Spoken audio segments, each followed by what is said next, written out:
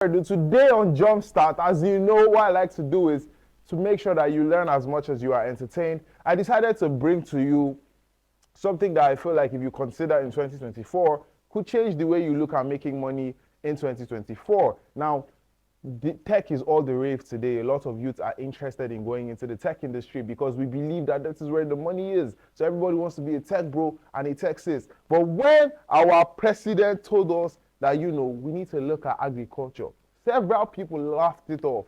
I decided to go and do a little bit of research and see if agriculture is actually a viable source of income in 2024. And to do that, I decided to speak to somebody that is in the field, is successful in the field, and somebody I could bring back to you and say, yes, I know this person, I know I reach out. Actually, his agriculture is using to make the money that he's making.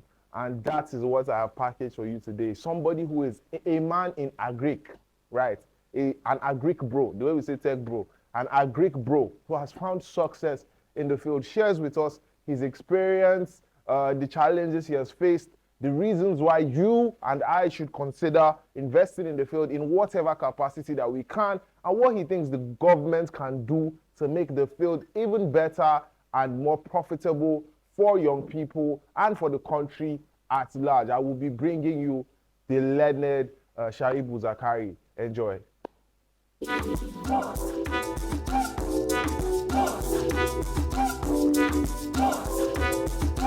My name is Shaibu Zakari. I'm an agro-prenuer.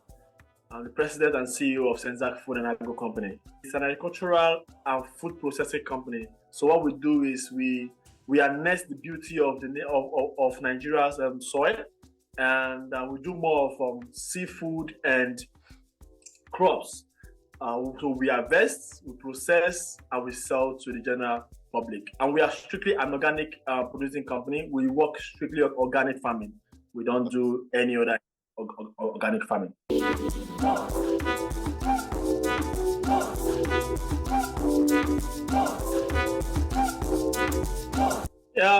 My motivation came as a result of me giving back to the country that bet me. I've always wanted to give back to Nigeria, like a great American said. He said, think of what you give to your country. So I've always thought about giving back. So I felt, okay, the best way to give back to my country is to go into agriculture. That's one. Then my second motivation came as a way of reducing and as much as possible eradicating food scarcity. We are in an era where food scarcity is becoming a big threat to the society. So people like us need to come in so that we can reduce that risk, that threat, and make sure that there is enough food for people to consume.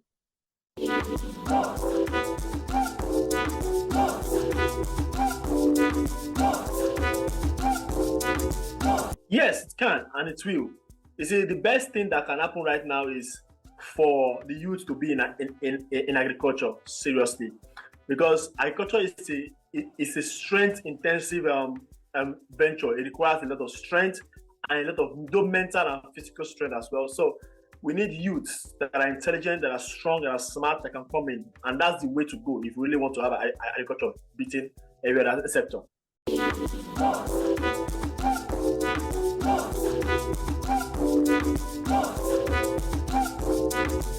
I think I have three major ones that we really need to deal with.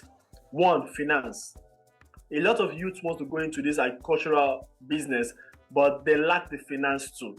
Because agriculture is not just a business you do without finance. It's financially intensive. It requires a lot of finance. So the first one is finance. A lot of youth don't have access to that fund. A lot of youth. Two, security.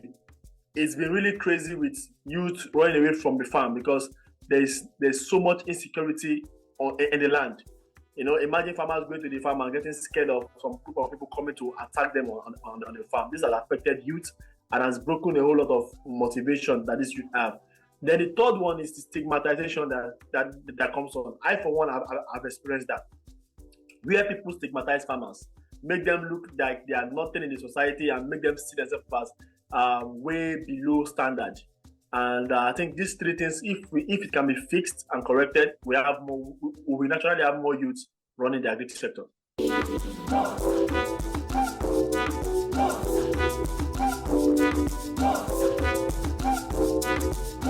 Yes, I am one of those success stories. Okay, and I have a few, not friends but colleagues, that are actually succeeding in agriculture.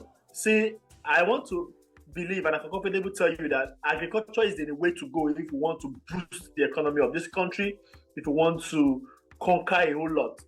Agric is profitable. Agric is a good venture. I think it's the only venture or the business that I can give you over 100% ROI in a year. I am a testimony to that, and yes, Agric is very, very good.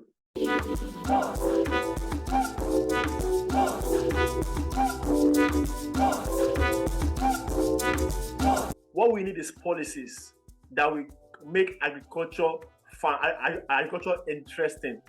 One, I think the government should work tirelessly on reducing the insecurity section, because we have too many insecurity that people don't go to farm anymore. I think you would have testified to so many news that we read online about how people have been attacked on their farm. The government needs to work on that. Then the government also needs to work on the finance.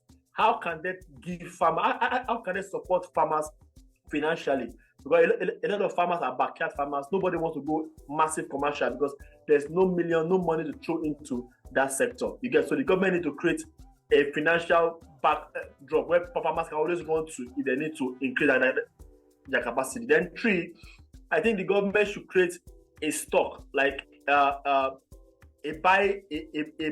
buyout policy for farmers.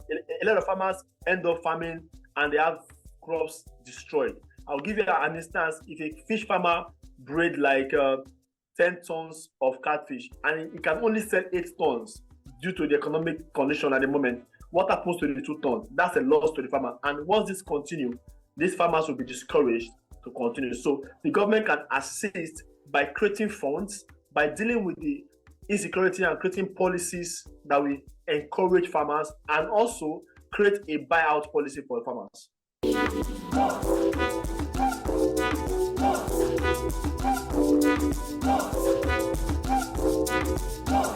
Well, one of the misconceptions that I have experienced is the statement that farming is meant for the old. This conception has been existing for years. Even when I was a boy, we were made to believe that farming is meant for the old. Farmers are old people who don't have a dream. Farmers are considered to be the losers of this whole thing. But what I feel like I will tell you is, farming is not for the old. Farming is for the young. Farming is for the youths. We need the youth to be able to till the soil, to get the sea section working, the crop section working, the fish section working. We need the youth. So this misconception of farming is for the old is not it at all, and should not be considered, should not be worked on. Then another misconception is farming is poor. A lot of people say farming is poor. I laugh at this because every billionaire you see out there invest in farming. From the Dangotes to the Adenugas, they are all invested in farming. We saw a recent post of Mark Zuckerberg, the CEO of Facebook, saying he's also going into farming. So if you tell me farming is poor, why is Mark Zuckerberg in farming? Why is Dangote in farming? So that misconception of farming is poor is a wrong one and should not be taken seriously.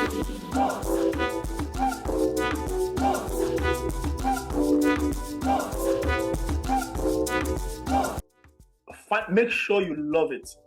Make sure you are in love with agriculture before you go into it.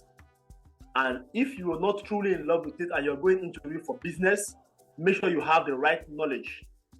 This is very key. A lot of people go into agriculture without the knowledge, without the right knowledge. And it is very, very, it will lead to failure when you don't have the right knowledge. Agric is knowledge demanding, financially demanding, and strength demanding, manpower demanding. So you must have these 3 things working for you. You must have the knowledge, the finance, and the manpower before you can go into agric. So for young farmers that want to go in, please, please, please go and get trained. Most importantly, get the required knowledge. It is very, very important. Without this, I can assure you that you are not going to see as much profit as possible. But if you go to get the knowledge and all of these things, I can guarantee that you will be making cool money and you will join me in preaching to the other youths to come into the business.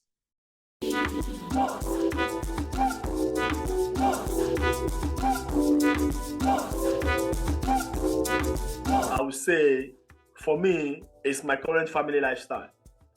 So a few years ago, I wasn't even thinking of getting married or anything because things wasn't just normal. But I went into agriculture, and I can tell you with all confidence and proud that my first harvest gave me my first wife. You know, I was able to start up a life.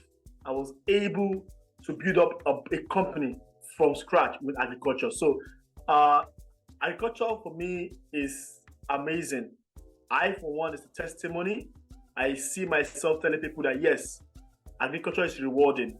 And the most rewarding part for me right now is being known in my community, having a family with agriculture. So for me, this is just the little and the one I can remember right now as the most rewarding part of being a farmer. Thank you so much.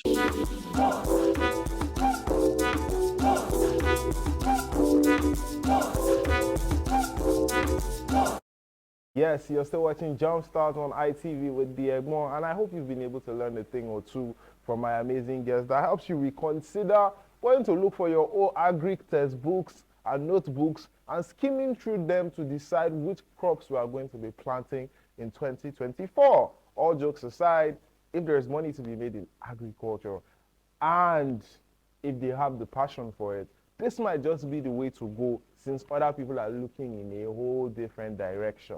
This is the part of the program where I have to say bye-bye, but thank you for keeping the date with me, and I will see you same time, same station next week. Bye for now.